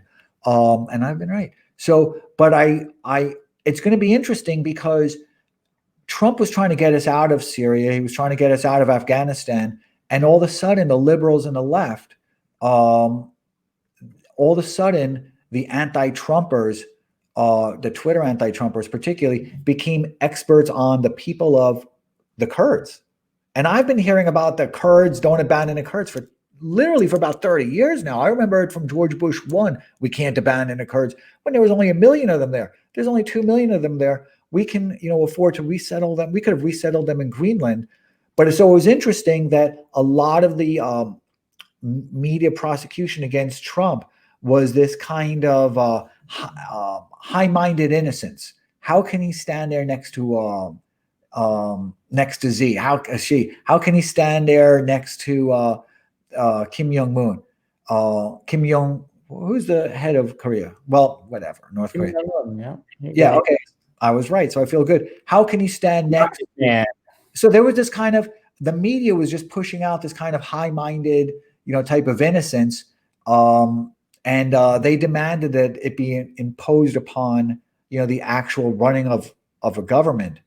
And they even kind of brought, a religion into it, like this Christian humanitarianism, that he's a bad man for doing this because people are dying. And now that, Biden is in office, and the wars and more bombs are going to drop, I think that all of a sudden people are going to forget the Kurds. All of a sudden their naivety is going to be, instead of a politically aware, I suppose, agitating type of naivety and kind of push, it's going to be a naivety in the other direction, right? It's going to be kind of interesting. I think about these things a lot because I really want these wars to end. And I think you even quoted me in Revolver, or a tweet I said about that. DM Suave, thank you so much for being here. Darren, this is for you because we got a lot of questions. I got to rip through them. Who are the most powerful oligarchs who could be warm to conservatives? Well, I mean, I would hope aspirationally Elon Musk might be warm, if not to conservatives, at least to kind of attacking certain exceptionally distasteful elements of the regime. For instance, political correctness as it exhibits itself in corporate culture. I think that might be a possibility. I hope he gets a little bit braver now that he's the richest man in the world. It seems like there's sometimes an inverse relationship between how much money people make and how brave they actually are. Vulnerable. That also makes him kind of more vulnerable to brute force attack from Congress and legislatively. Congress. I mean, no. I mean, he can give me $30 million and I'll take care of Congress for him. Yeah. Like you can buy Congress with what he would consider to be a breadcrumb. Thank you very much. So Ridge 2100, thank you so much for being here. This is more part of the investor series, so please include it within the next one. Would you still buy Boeing, Tesla, and Amazon stock? I've never owned Amazon stock.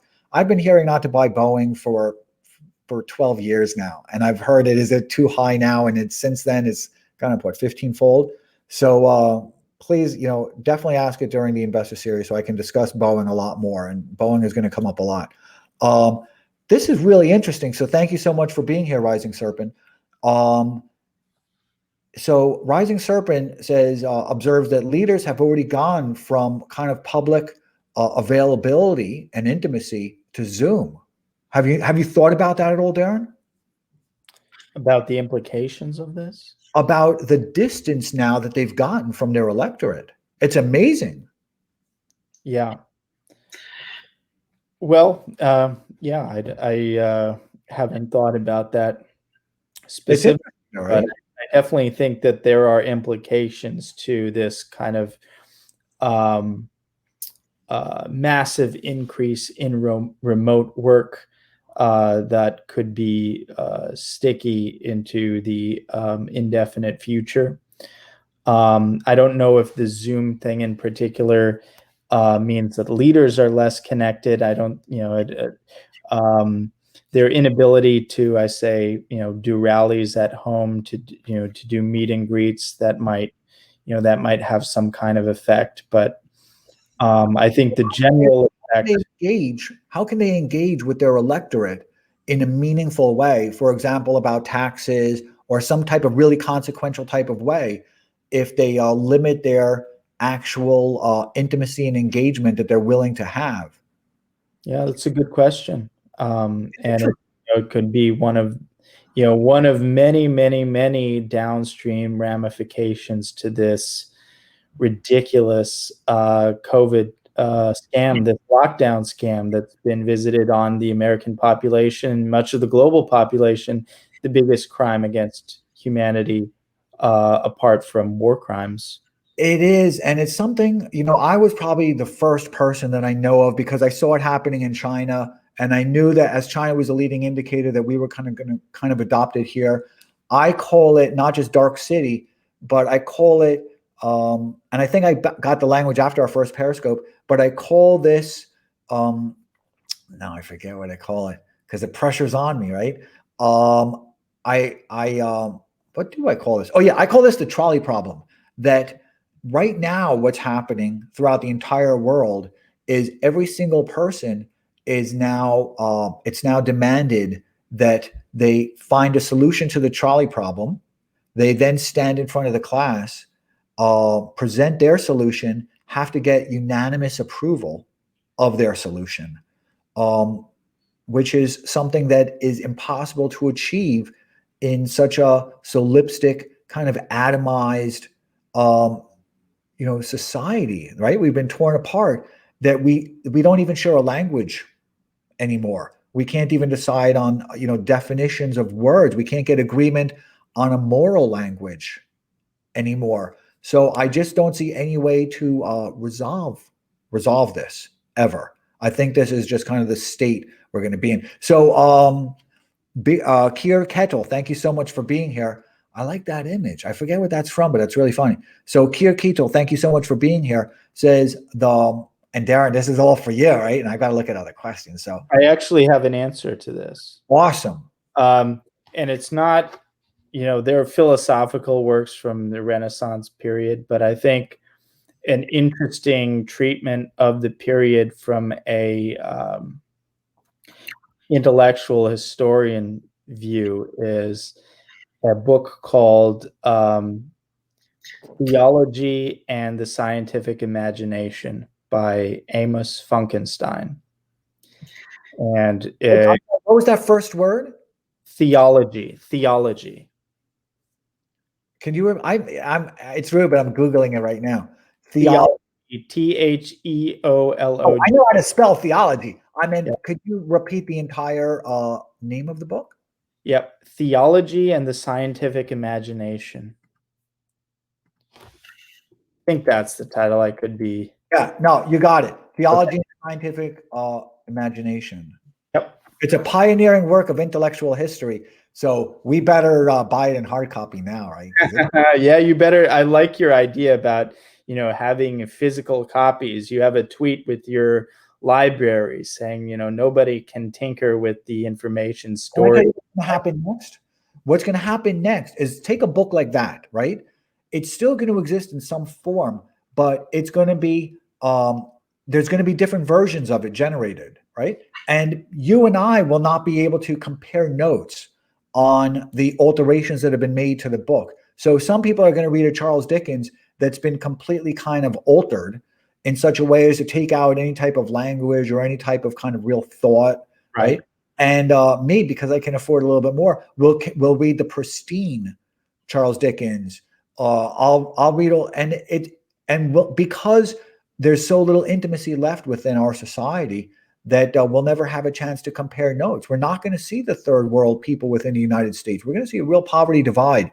So I just Googled that book. So I'm going to repeat it for everybody because everybody likes to exchange good books. Nancy, my wife, just read a book called I think The Hiroshima Maidens, which is about the what happened to those young girls after the bomb dropped. Incredible story. So read that one too. So the book is Theology and the Scientific Imagination. Yep. Thank you. That was awesome. So we're going to continue on. Wizard predicts, and we've become friends. So thank you so much for joining us. And allow me to make this introduction. And how convenient, right? Darren, Wizard predicts. Wizard predicts. Darren. Pleasure. Pleasure. Awesome. So Wizard predicts asks, where do we go from here? Chart a long-term course for returning power to the common man. Well, I mean, that's a longer discussion, but I think we should not focus inordinately on electoral politics. I think that we can, getting back to kind of reverse engineering what the infrastructure that Soros created, we can start small, but I think there are a lot of things we can do that are not related to electoral politics that could, in fact, redound to greater power for the common man, for people on the right. I think one thing we need to understand that you learn kind of from the Trump experience is that there is really populism is a myth in the sense that populism must be combined by genuine buy-in by at least a faction of the ruling class. Otherwise, it is ineffectual. I think you need, and so what we need to do is have a kind of rhetoric, have an approach that's appealing to a prospective emerging elite that's actually a good elite and not corrupt, dysfunctional, ugly, and unworthy and illegitimate like our present elite. And I think what this is a longer term issue. 15 years is generous in terms of the time horizon. I think it's crucial to have people who are educated politically online rather than on cable and in talk radio. And those people were, probably in their 20s, 30s, maybe. They need to have time, God willing, to make their own fortunes, strike out their own fortunes, and then actually start to fund things in a sophisticated way that could actually work. But I think the mindset needs to be play for keeps. I think we need to understand leverage and actually how to visit real pain, not, physical pain, but pain in the metaphorical sense on institutions and political enemies, and that this is not necessarily achieved through electoral politics. This can be achieved through institutions. This could be achieved through, for instance, a mechanism that is able to impose costs on journalists who smear people or engage Those in. institutions, I'm interrupting, right? But we're friends, and now all three of us are friends because Wizard and I are friends as well. So, but can those institutions be punctured? One of the interesting things that I saw about Ali, right, was Stop the Steal, because I'm a supporter of it. I think dissent is important and it needs a vehicle, right? Is that as soon as he punctured kind of the conformity of the conservatives, right? As soon as he said, "Hey, what's Loeffler ever done for us?" Right? As soon as he punctured that conformity of the conservatives, they cast him out, and it was kind of self-sealing, right? They he punctured it, and then it was like, There's a lot of vulnerability on the institutional right. There's a lot that can be captured with the right.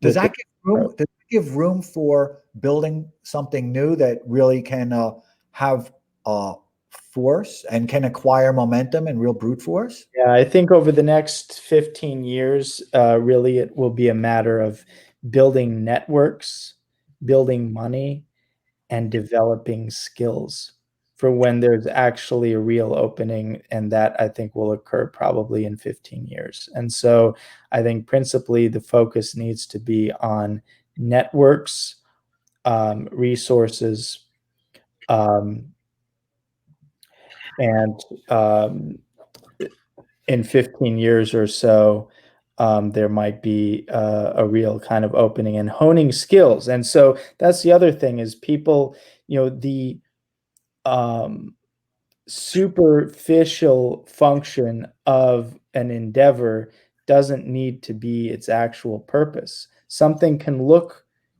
like one thing, but actually be a pretense in which to develop skills that would be useful in a different context. And I think so that maybe just intuitively useful to understand like how one could go about developing useful skill sets under some kind of appropriate cover if one didn't want to kind of invite the eye of Sauron or coordinated attacks that are visited upon, overt critics of the American regime or political correctness and so So when forth. you say 15 years, that means that you're referring to, I think, right? People who are right now maybe 20 years old because they have to acquire economic wealth. They've got to acquire economic capital, social capital, right? Political capital. And that's going to be the generation growing up today. Will they be those people? Well, I would hope so. I mean, one can never tell, but I do think there's something to having that. Like, there's just so much dumb money in politics. And I do think so much of the right is beholden to the political blind spots and the tastes of baby boomers. And it's nothing against baby boomers, but I do think ultimately it imposes certain type of bottleneck to the type of thinking that we need in the longer term. And I think there's some kind of incubation that can occur presently, but it's really a type of preparation. And I do think that one thing not to get too distracted by is electoral politics or this thing of this constant disappointment as, oh, this time we'll primary the I people. rang the bell and you hit me in the nose. I rang the bell, you hit me in the nose. You know I rang the bell. You heard the bell. Okay, so listen to this. Now I forgot. You punched me and now I've got a little bit of a concussion. Okay, so let me ask you a question. The 20-year-olds today, the propaganda they've received over the last 20 years is that America is a failed country and we've broken apart. And part of the mythology that they've built into Bitcoin is that it's the end of the American empire and it's every person for themselves. So I want my own proprietary currency. And honestly, it's $40,000 now. So it's worked. So that brings me to the next question. So Kirkatel, again, thank you for being here. Great question. Is it preferable for the U.S. To atomize and break apart? That is part of the philosophy of the Bitcoiners, and they are developing on that philosophy. And Kirkatel continues, keep talking Heidegger. Well, great. I'm glad to hear Heidegger requests. Is it preferable for U.S. to atomize and break apart? Preferable to what? I mean, preferable to what we have now? I don't know. I don't think that's, atomize is one thing. That's what's already been occurring. Atomization on an individual level is, I don't think, a positive development. Breaking apart into little enclaves, I do see some kind of shift into federalism whereby, for instance, Florida is an example of people starting flocking to Florida as the kind of redoubt of people who don't necessarily subscribe to the COVID fanaticism and so forth. I do think that has its limits. I don't see a kind of real full-on secession movement becoming anything real. Certainly not without any kind of outside involvement. There's for people interested, I believe it's like chapter 3 of Machiavelli's Prince, where he talks about how outside powers get engaged in domestic conflicts, and that could be an interesting game changer should that occur. But I see surprisingly little rhetorical intervention into U.S. affairs from foreign competitors. For instance, I think it would be interesting if, someone like Putin made positive gestures to disenfranchised Americans, or for instance, qualified Americans who were denied access to an elite institution because of affirmative action or whatever. If Putin said, okay, people who meet these qualifications can come here to Russia, we'll have your social capital and so forth, or for that matter, China doing something. Well, Machiavelli also said, and I think about it a lot. He said, a prophet with a weapon, prophet with arms, will always be a prophet without a weapon, without arms. Really interesting. Yep. Really interesting. So I want to. He was not big on mercenaries, so he wasn't, and he wasn't big on auxiliaries. And one of the things he said, and we were talking about this right before, and he's actually my favorite of the kind of political scientists. I've read a lot of them. Wrap up though, just so you know. So yeah. We all need to wrap, but there's a lot of questions. So I'm going to ring the bell, man, because we're almost ready. So there's a lot of questions here. So one of the now you got me confused. Okay, so I'm going to just take a quick question. I'm going to respond to it myself. Steve Pedian, how can you thank you so much for being here. How can you defend someone who supports orgs that undermine U.S. society, culture, and history? Look, if you think Soros is bad, you're on the wrong target, because you got oligarchs today that don't have the empathy of a George Soros. And if you take a look at who the kind of tech oligarchs are, they tend to be very testosterone-y with Asperger's in their own type of way. So they just have not testosterone. They just don't have a lot of empathy for their fellow human beings. Again, they look at it as a flawed business model. Soros is humble. He gives a lot to charities. He's very aware of kind of his contributions to charities. But oligarchs be oligarching, right? So it's pretty different. So SDE Wheezy, Darren, this is for you. Like Tucker Carlson said, they hate nature. The oligarchs in this country hate nature. I think that's largely true, and they hate beauty and nobility and excellence because they don't embody those things. And I would like to see a kind of society that selects for people with those qualities to be preeminent at the top of society, rather than people who embody and celebrate and promote ugliness. So Awake 3ning, thank you so much for being here. And Darren, this is all for you, because we got a lot of questions and I want to rip through them really quick, but I want you to take your time with this, because I'm going to go through the questions.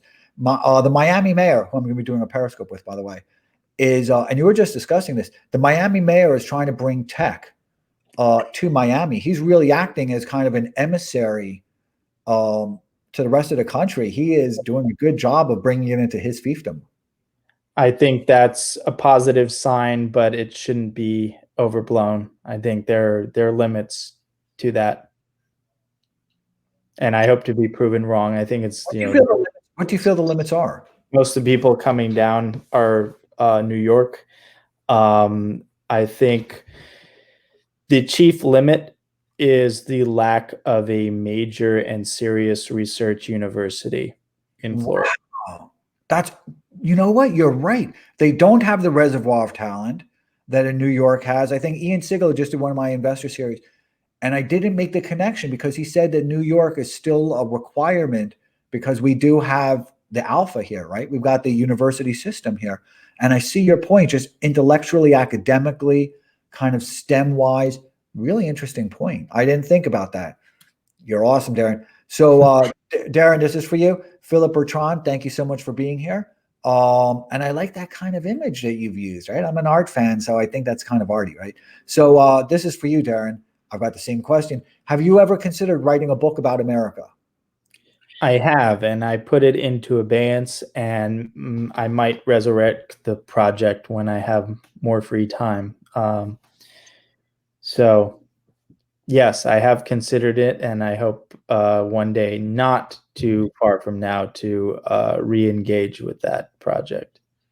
Yeah, and I read the paper that you got criticized for, right? The CNN blasted you, and it cost, it had its real toll, unfortunately, Right. and it was absurd. So I'm looking forward to that book also Thank because you. there's so much there that you had to kind of collapse into just a couple of thousand words. It was really good. We're gonna close on that. All Uh, right. and I've had so much fun. And there's so many questions here. I just appreciate everybody's time and everybody's thoughtfulness. And I've seen all the comments, and everybody's been so respectful to myself and to Darren. And these times have a lot of anxiety, so I'm just so appreciative that all of us had a chance to have this conversation. And Philip Bertrand, you're going to be the closing comment. So when I press close for the rest of time, it's going to be like you forever there. So thank you so much, Darren. When I press end broadcast, Yep. everybody else is going to be going, but it's still going to be you and me, so we can say goodbye to each other as well. And Wonderful. you'll see me eating my M&Ms because that's my thing, right? So I really want to thank everybody so much for joining us here. It was a lot of fun. I've been waiting so long to do a part 2 with Darren, and we did it. And I love it. I think it came at the right time. We couldn't do it before because people had too much emotional engagement. They were emotionally exhausted. And now I think people are very quickly trying to replenish their emotional reservoir. And that's what makes this conversation so important, I think. Great. Well, it was another great discussion. And for viewers who are interested, go visit Revolver.NEWS, which is the site that I mentioned. You might like it. It's where a lot of interesting political material is being put out, including an interview with Julian Assange's fiance and ruminations on contemporary events. So if you're into that sort of thing, go to Revolver.NEWS. And other than that, thank you all for listening. Thank you so much. We're going to say goodbye to everybody. And thank you for allowing Darren and myself to be the guest on your feed today. And thank you very much. And everybody,